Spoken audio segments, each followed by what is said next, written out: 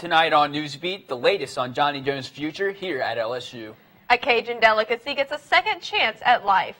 And healthcare takes center stage in Washington. All that and more. Newsbeat starts now.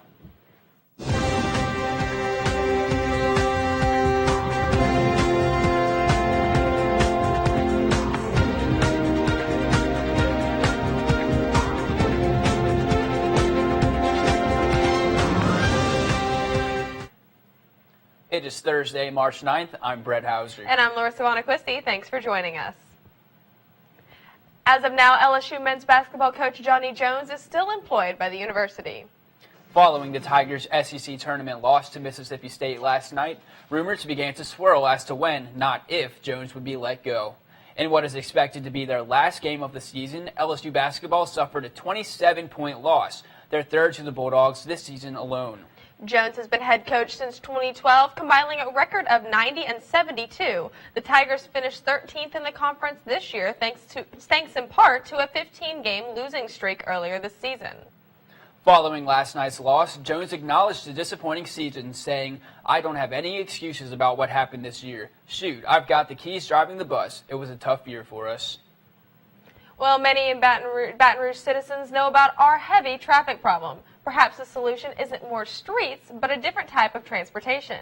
The group Bike Baton Rouge says that the city is becoming safer for biking. Reporter Madeline Adams has the story. Easy like a Sunday morning in Baton Rouge. But for some, it isn't that easy. Excuse me. LSU student Jessica Dowden only rides around the university lakes. That's the only place she feels is safe enough to bike.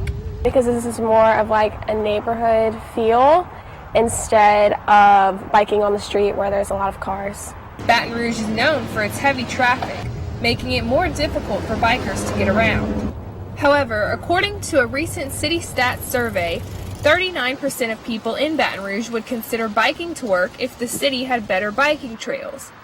Doug Moore with the group Bike BR says that new city infrastructure is making it safer for those who want to bike. That's really the best thing that a city can do to make riding a bike safer.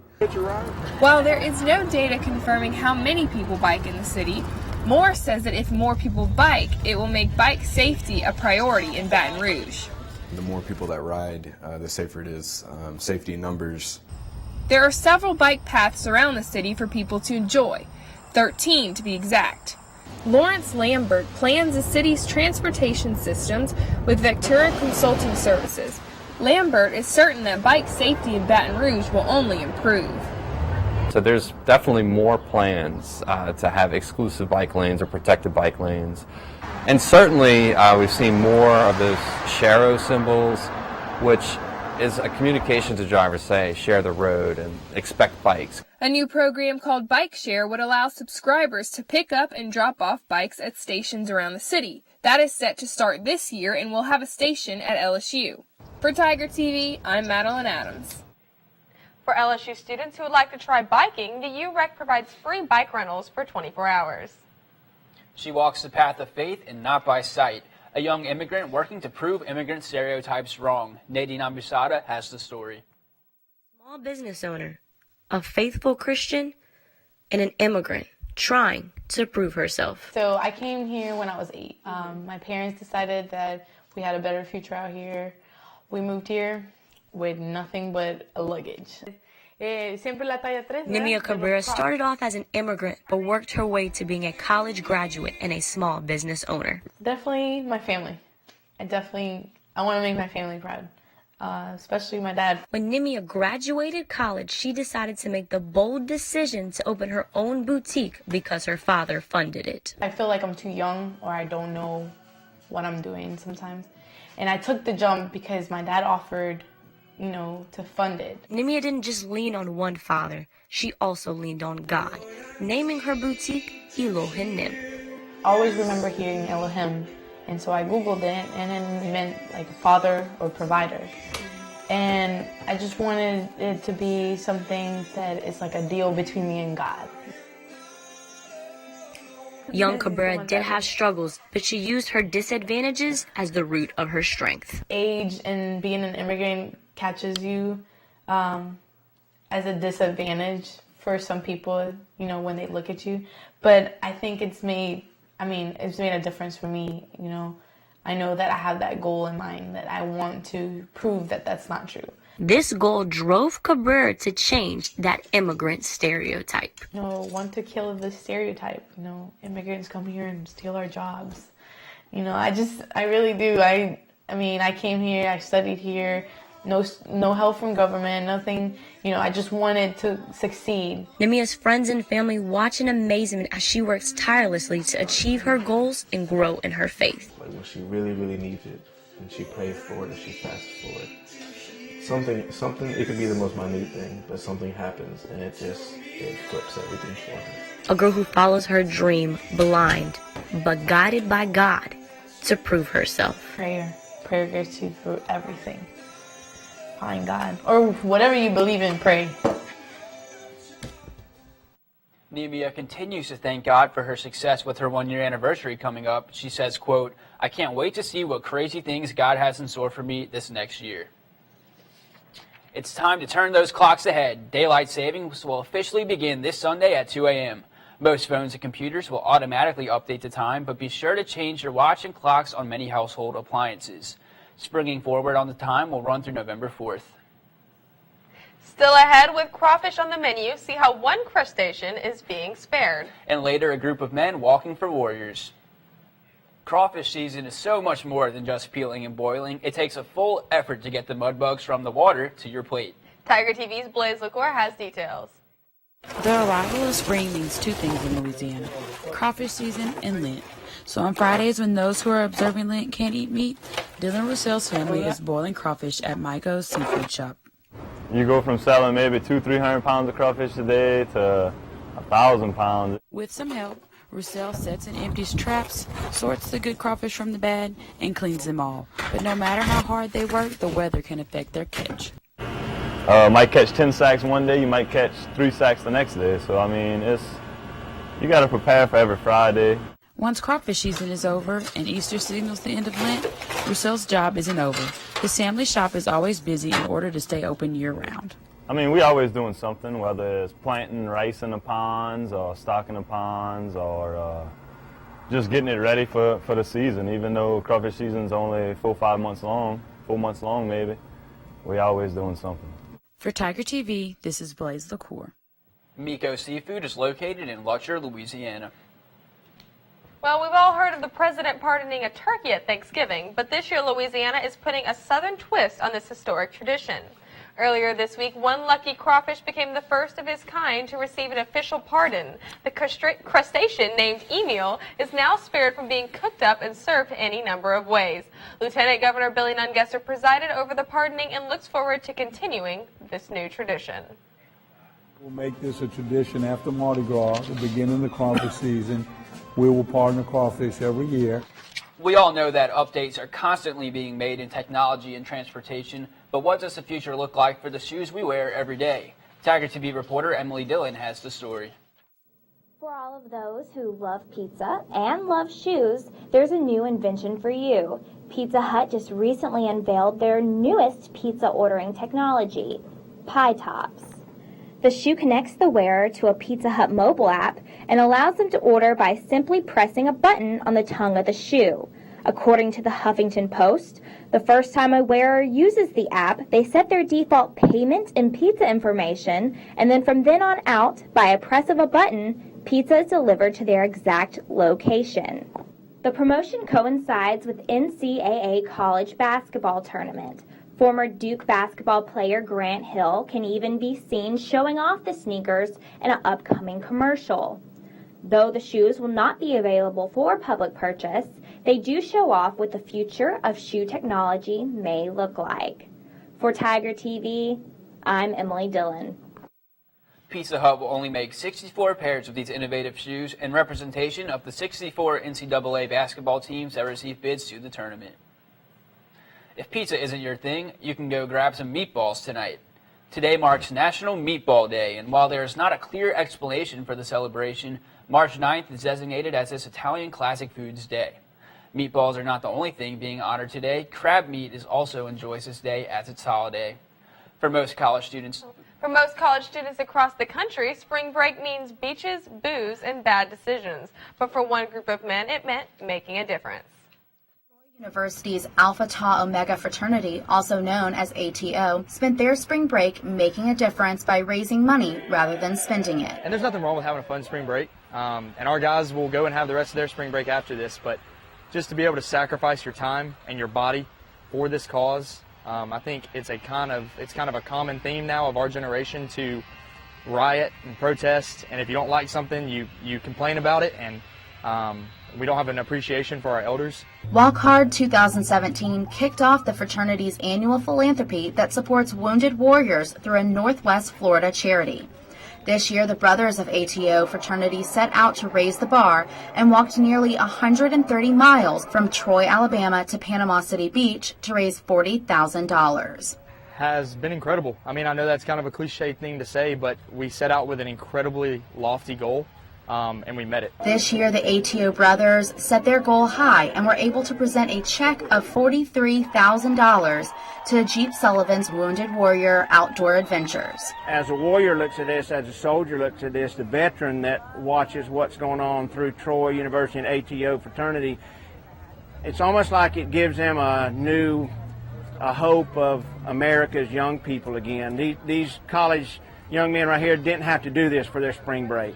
Beginning at Troy in 2009, Walk Hard has become a national model for the fraternity with similar Walk Hard events at other campuses. The reason we do what we do, the reason we don't just write a check, the reason we walk down to the beach and get these blisters and get this pain is to try to come close to understand what our veterans are dealing with daily.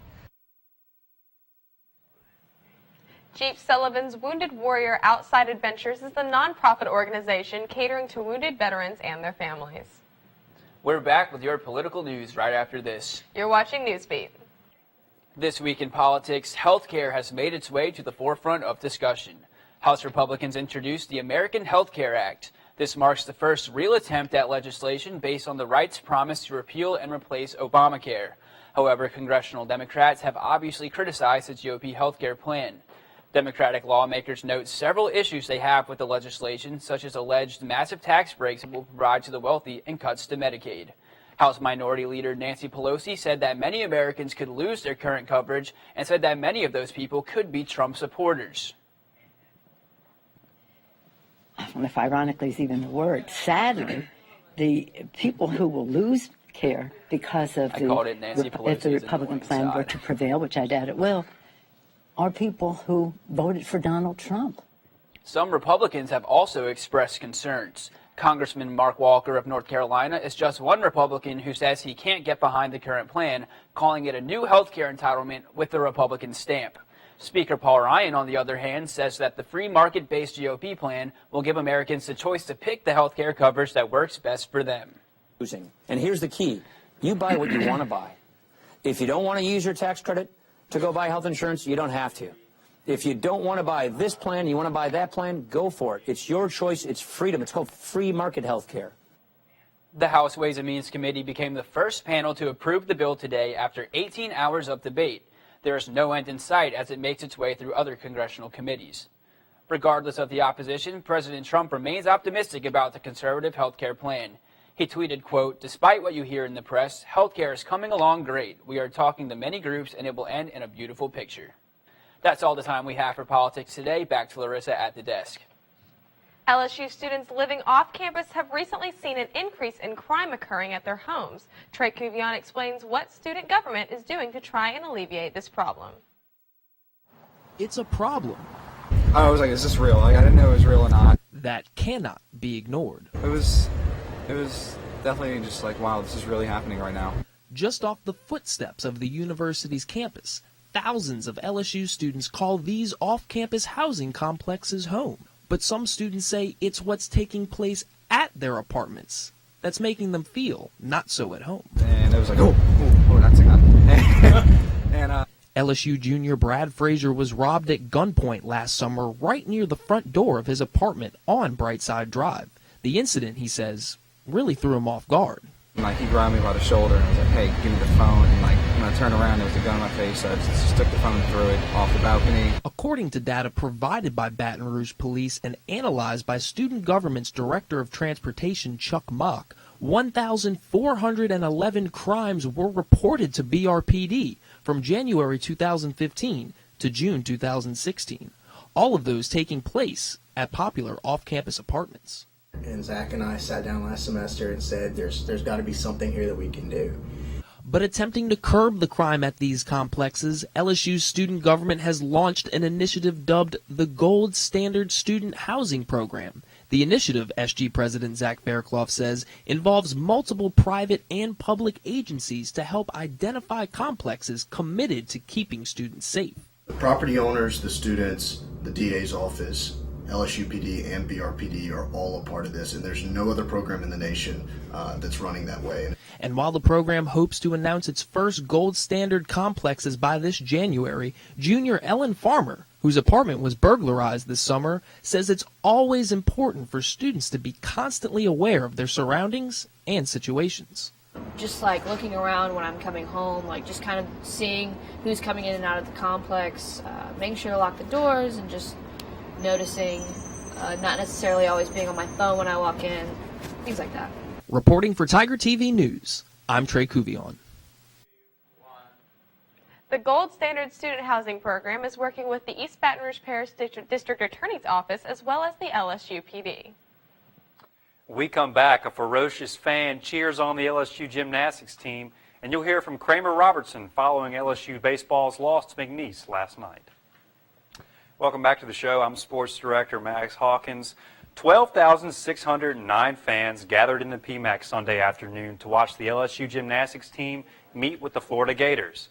It was the third largest crowd in PMAC history, and sitting front row in the student section was Maddie Miller, a member of the Very Ferocious Tigers Gymnastics Club.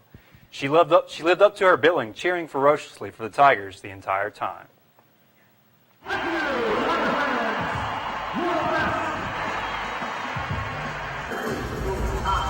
Hey, turn up! Ooh, Governor! Get it on, get it on. I hope that's at me. It's probably not.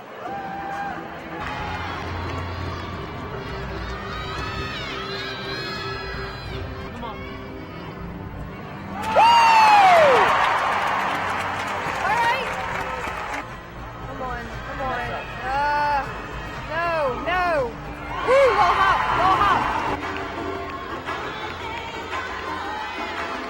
Here we go. Yes.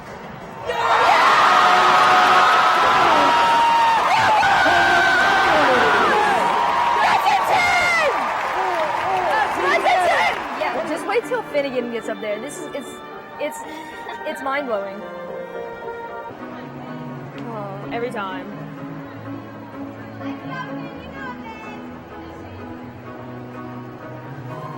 Oh, it's okay. Oh, man.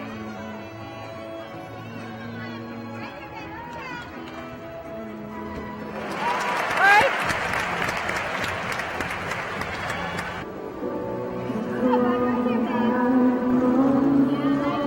You got it. Yes. Woo! Right here. We're about to do the King James stuff.